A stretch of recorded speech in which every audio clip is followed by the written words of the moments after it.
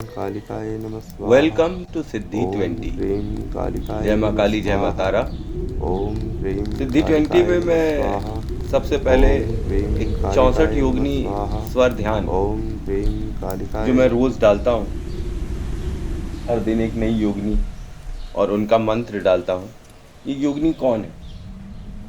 ये योगिनी वो योगिनियाँ हैं, वो फ्रेंड्स ऑफ काली हैं जिन्होंने रक्त बीज को मारने में माता काली की हेल्प करी थी। और कलयुग में यही योगिनियाँ हैं जो हमसे और आपसे माँ का रूप लेकर बात करती हैं। हर योगिनी में अलग शक्ति है, अलग इच्छा है। तो योगिनी 64 योगिनी जो मैं मंत्र डाल रहा हूँ लगातार, वो हर योगिनी का मंत्र है जिसे धारण करने के लिए मैं पूजा कर रहा हूँ। 64 योगिनियाँ कौन थी? 64 योगिनियाँ राजा विक्रमादित्य के सिंहासन की वो योगिनियाँ थीं जिन्होंने विक्रमादित्य को विक्रमादित्य बनाया। उनका साम्राज्य दूर तक फैला और वो अपने समय के श्रेष्ठतम राजाओं में से थे। तो राजा विक्रमादित्य की ये 64 योगिनियाँ ही उनकी पावर थी। कहते हैं, एक कहानी भी आपने सुनी होगी कि एक किसान था, एक टीले पे जाके खड़ा हो जाता था तो उसका दिमाग एक अलग तरीके से चलता था और जैसे टीले से नीचे आता था तो दूसरी तरफ से चलता था। तो जब वहाँ पे खोदा गया तो वहाँ पे सिंहासन मिला। तो वो सिंहासन में 64 योगिनियाँ थी। वो राजा विक्रमादित्य का सिंहासन था, सिद्ध सिंहासन। तो जो ये 64 योगिनी के मंत्र सुन रहा है 64 दिन तक लगातार, तो उस पर माँ काली की तो कृपा होगी होगी, साथ में उनकी वे शक्तियाँ जो कि आज हमारे और आपसे संपर्क करने आती हैं। जैसे हमें अनुभव होने लगते हैं ना, तो वो अनुभव कौन करता है? माँ काली नहीं, ये उनकी योगिनियाँ आती हैं। माँ काली स्वयं आ जाए तो बड़ी बात है। कहते नहीं है कि एक बड़े आदमी के कई ढेर सारे मैनेजर्स होते हैं, तो they are like that only. तो ये 64 योगिनी ध्यान जो भी करेगा वो राजा विक्रमादित्य का एक अंश बन जाएगा। ये 64 योगिनी ध्यान जो है पावर, पैसे के लिए और रुतबे के लिए समाज में, इसके लिए ही किया जाता है। 64 दिन की पूजा है जो 64 दिन के बाद फिर से स्टार्ट होगी, जिसमें जो आपने 64 योगिनियों के मंत्र पढ़े हुए हैं वो हर दिन आपको नेम सुनने होंगे एक साथ। तो फिर ये 64 दिन तक ऐसे ही करते रहेंगे, repeat repeat repeat repeat repeat repeat repeat. और मैं तो अभी खैर कर ही रहा हूँ, तो इसका अनुभव देखना चाहूँगा कि इसका अनुभव क्या होता है। तो खैर अभी तो ऑनगोइंग प्रोसेस है। दूसरा, ये 64 योगिनी स्वर ध्यान के बाद मैं आपको हिप्नोसिस ध्यान के बारे में जो मैंने एक वीडियो डाला हुआ था, तो उसको देखिए, तो वो बड़े ही काम की चीज़ है। हिप्नोसिस ध्यान में आप पुनर्जन्म में भी जा सकते हैं, अपने पास्ट लाइफ में भी जा सकते हैं। योग निद्रा या ध्यान का बहुत स्ट्रॉन्ग पॉइंट जब आता है, तो जो भी आपके मन में दिव्य इच्छाएं होती हैं, जो कि अजीब इच्छाएं होती हैं जो कोई और बता नहीं सकता, वो स्वयं से ही आप देखने लगते हैं कि आप पुनर्जन्म में गए तो आपने क्या देखा। अब जैसे, और सब कितने जन्मों तक पीछे जा सकता है आदमी, 3 जन्म 4 जन्म, इससे ज़्यादा नहीं जा पाता है। और वो भी जिसको एक्सपीरियंस हो गया सो हो गया। जैसे मैंने अपने 2 जन्म देखे। एक जन्म में मैंने देखा कि मैं किसी किले का किलेदार हूँ, इंचार्ज हूँ। मेरे अंडर काफ़ी सिपाही काम कर रहे हैं और काफ़ी रुतबे वाला आदमी था। और उस जन्म में भी मैं यही सब पूजा पाठ वगैरह में भी बड़ा दिमाग लगाता था। और हर जन्म में वो सिपाही जो मेरे साथ थे, वो लोग जो मेरे साथ थे, ढेर सारी भीड़, वो मेरे साथ हर जन्म में जन्म ले रही है और किसी न किसी रूप में आके जुड़ जा रही है। और एक जन्म में जो जिस जन्म में मैं किलेदार था उसमें मैंने देखा कि जो मेरा बेटा है वो उस जन्म में मेरा नौकर था और जो मेरी बेटी थी वो मेरी बहू थी।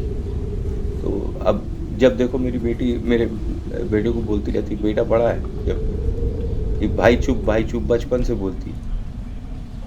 तो उस जन्म में मेरा बेटा मेरा नौकर था। वो सोचा करता था कि ये अपने बच्चों के साथ इतना अच्छा करते हैं, काश मैं इनका बच्चा हो जाता, इसी की तरह मुझको भी पिता मिलता तो कितना अच्छा होता। तो हिसाब में वो मेरे हिसाब में आ गया।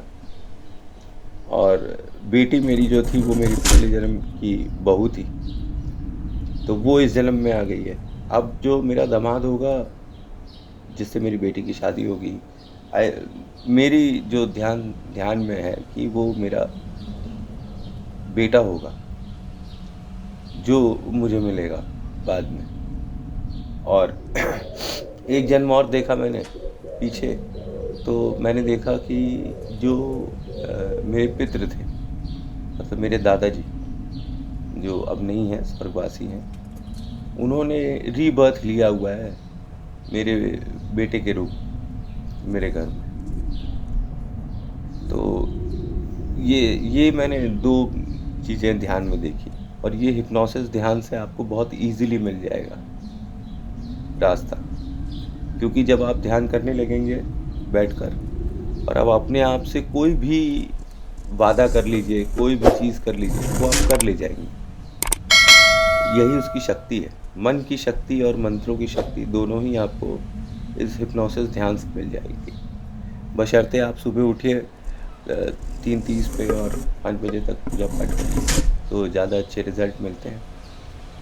खैर, मैंने एक वीडियो और अपनी सुबह की पूजा की ग्लिम्सेस की डाल दी, क्योंकि बहुत लोग मुझसे कह रहे थे कि अरे यार कुछ तो दर्शन मुझे हमें भी सुबह करा दीजिए, कि आप उठ कर रहे हैं कि क्या कर रहे हैं। तो जब पूजा ख़त्म हो गई तो मैंने पूरा वीडियो कैमरा ऑन कर छोड़ दिया था।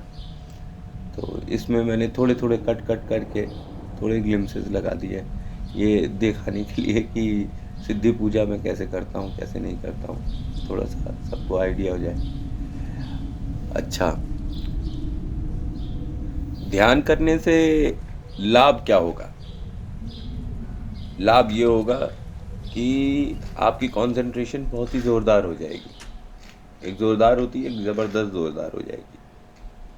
आप किसी भी चीज़ का आभास आपको बाकियों से पहले होगा। अब एक चीज़ से आप समझ सकते हैं कि टैरो कार्ड्स नाम की चीज़ तो आपने सुनी होगी।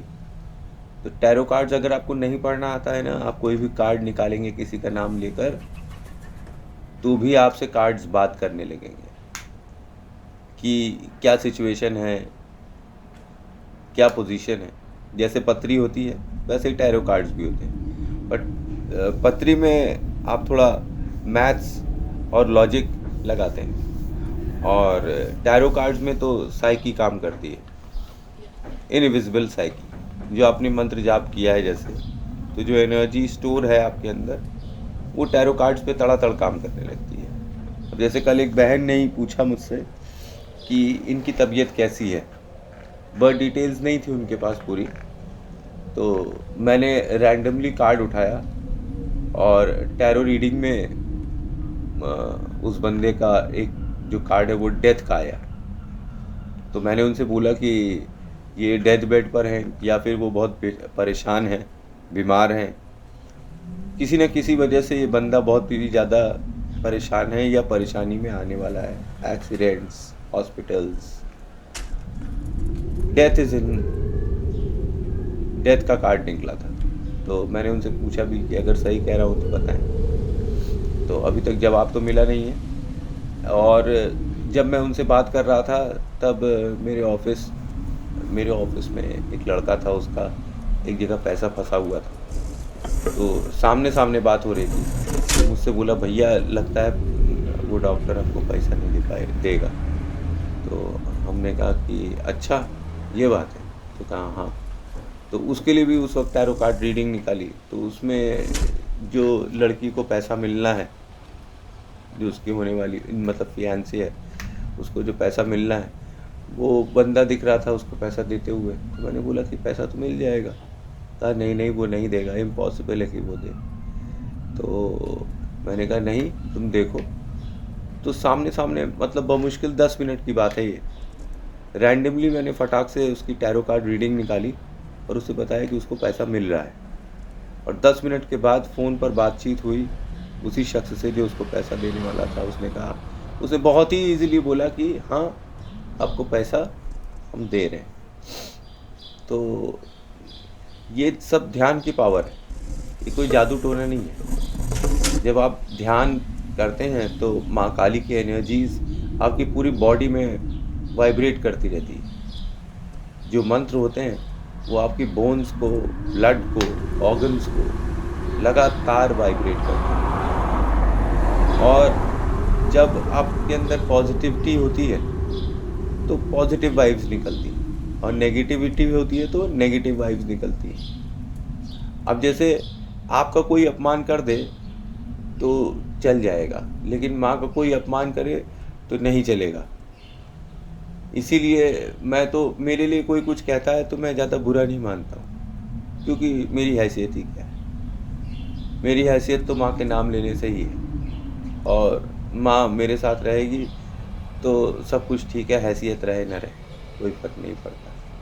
पर जब माँ काली के बारे में कोई अनाप शनाप बोलता है तो मन में जैसे ज्वाला भड़क उठती है, शरीर जलने लगता है। तो जो चीज़ मैं नहीं करता हूँ लोगों के लिए और मैं सोचता हूँ कि गलत है, तो वो भी मैं कर देता हूँ।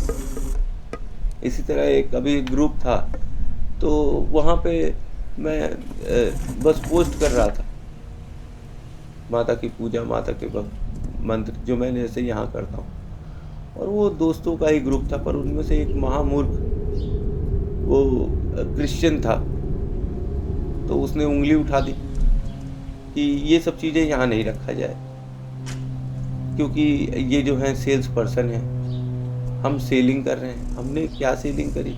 पूजा करना अपराध हो गया है। और किसी को मैं अगर भेज रहा हूँ किसी ग्रुप के अंदर तो अच्छी चीज़ भेज रहा हूँ, वहाँ वो अश्लील फ़ोटो भेज रहे हैं, कोई अपना पानी का टुल्लू बेच रहा है, वो सब ठीक है। लेकिन मैंने ये चीज़ बाद में नोट करी कि साहब जिसने ऑब्जेक्शन किया था सबसे पहले वो तो क्रिश्चियन था, पर उसका झंडा लेके एक महामूर्ख और निकल गया और वो भद्दी भद्दी गालियाँ देने लगा। तो मैंने बोला भाई तुमने देखा कि तुमने क्या बोला हुआ है और किस चीज़ पर बोला हुआ है? ये तो माँ काली के ध्यान की और ब्लेसिंग्स की वीडियो है और तुम इन्हें गाली दे रहे हो। तुम माँ काली से इतना गुस्सा हो? जिस लड़के ने ये सब लिखा वो हिंदू था, उनका नाम नहीं बताऊंगा, लेकिन जब उन्होंने ये सब कहा तो मैंने उनको लिखकर भेजा कि तांत्रिक curses and blessings do find people easily. तो माता को उन्होंने जो जो कहा हुआ है, और चलिए अननोइंगली कहा है, पर फल तो उनको मिलेगा ही मिलेगा। I am very sorry. मैं तो पब्लिकली उनको कई बार ये भी बोल चुका हूँ, आई अपॉलॉजी कि आई एम वेरी सॉरी, क्योंकि अब जो वो मुझे दिखते हैं उसमें उनका बहुत ज़्यादा सत्यानाश होगा, बहुत ही ज़्यादा सत्यानाश हो जाएगा, क्योंकि मैंने क्रोधवश उनके लिए पूजा पाठ कर दी है। अब वो रोज़ जलेंगे, इसमें मेरी कोई गलती नहीं है। मैं तो माँ का पूजा कर रहा था, मुझे कह देते तो अच्छा रहता, माँ को कहना ठीक नहीं था। उनको 21 दिन के बाद प्रसाद मिलना चालू हो जाएगा, शायद अभी से ही मिले, कोई भरोसा नहीं है कब मिले। क्योंकि इस बीच में मैंने एक चीज़ और नोट करी है कि अब मैं किसी को कुछ नहीं बोलता हूँ, मुझे कोई कुछ बोलता है तो मैं शांत रहता हूँ, क्योंकि मैंने ये देखा कि अब माँ काली मेरी रक्षा स्वयं करती है। अगर मेरे लिए कोई बुरा सोचता है या बुरा कहता है, मैं उसको कुछ नहीं कहता हूँ, उसकी बाजा बजने लगता है अपने आप ही। और ऐसे एक दो उदाहरण अभी रिसेंटली भी मैंने देखे, तो मैं और आश्वस्त हो गया कि अब हमको कभी किसी को कुछ कहने की ज़रूरत ही नहीं है। लोग मुझे क्या कहेंगे क्या नहीं कहेंगे इससे मुझे कोई फ़र्क नहीं पड़ता है, क्योंकि अगर अच्छा कहेंगे तो अच्छी बात है, बुरा कहेंगे और गलत कहेंगे तो माता तो है ही देखने के लिए।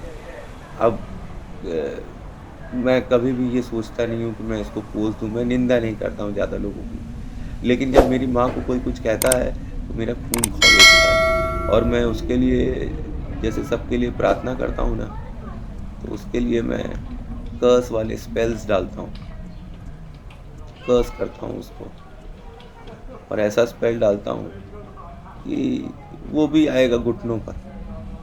जिस ज़बान से उसने माता के लिए अपशब्द बोला है, उस ज़बान को माँ कीलित कर देंगी। उसका जबड़ा बहुत ही टाइट हो जाने वाला है और घर में उसकी बीवी भी उससे अलग होने वाली है और भी बहुत चीज़ें होंगी उसके साथ में। जब होंगी तब उसको समझ में आ जाएगा कि उसने कहाँ क्या गलती कर दी है। मुझे कहता तो कोई बात नहीं थी, माँ को नहीं कहना चाहिए था। देखिए 16 मिनट्स हो गया बात करते-करते। This was Siddhi 20, Siddhi 21 coming soon. Thanks for watching. These are my real experiences with mother goddess Kali. आप सबका भला हो, यही मेरी इच्छा है और माँ की भी।